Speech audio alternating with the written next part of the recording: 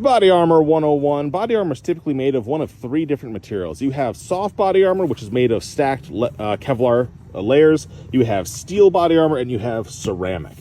So the soft body armor is going to be the most versatile because you can wrap it around yourself in all different ways. A lot of military stuff and law enforcement stuff looks like this. That's why it's so bulky. It has all these different layers of Kevlar. And you see a lot of like law enforcement having like concealable body armor because you can make it very small and form-fitting. This stuff is excellent at stopping like frag, shrapnel, and even a lot of pistol caliber rounds. So that it's very good for a lot of more domestic type threats. And in the combat environment, great for like artillery, grenades, stuff like that. Very versatile, but it will not typically stop full power rifle rounds. If you want to stop full power rifle rounds, feeties for the boys. If you want to stop full power rifle rounds, you want to go either steel or ceramic. Most people tend to gravitate towards steel when they start because steel is generally a lot cheaper. You can find it on eBay, you can get plates super easy. The problem that you run into is that steel typically is going to be rated lower for the same weight. Like this one is only kind of rated level 3, and that's not an NIJ rating, that's just an approximation.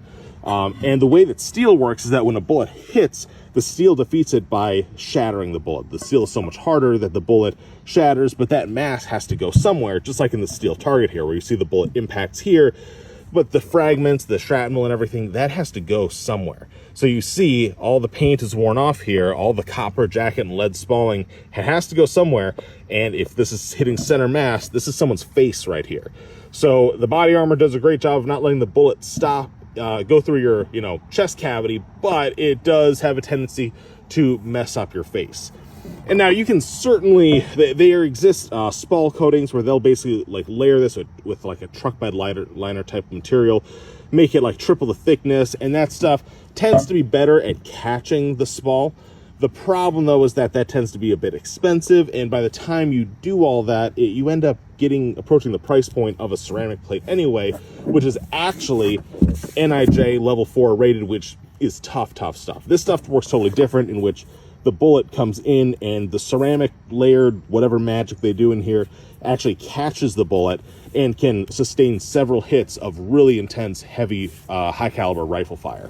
A lot of the steel stuff is not fully rated to like 5.56. Like it may stop a 7.62 or 3.08 round, but 5.56 just goes so fast that it tends to penetrate the steel much more easily, whereas this stuff is rated up to like 30-06 armor piercing. Very, very nasty stuff. And they're not even that expensive. I think this is like $150 per plate, maybe a little bit more at RMA. They do not sponsor me, but it'd be cool if they did. So, maybe call them or whatever.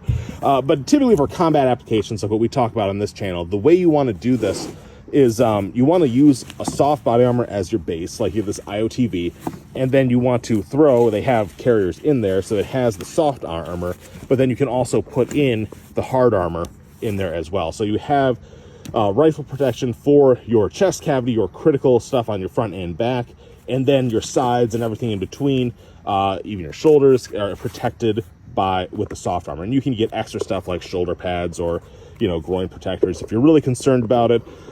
But that is the basic loadout, and that's how you get the maximum protection you can with this sort of setup.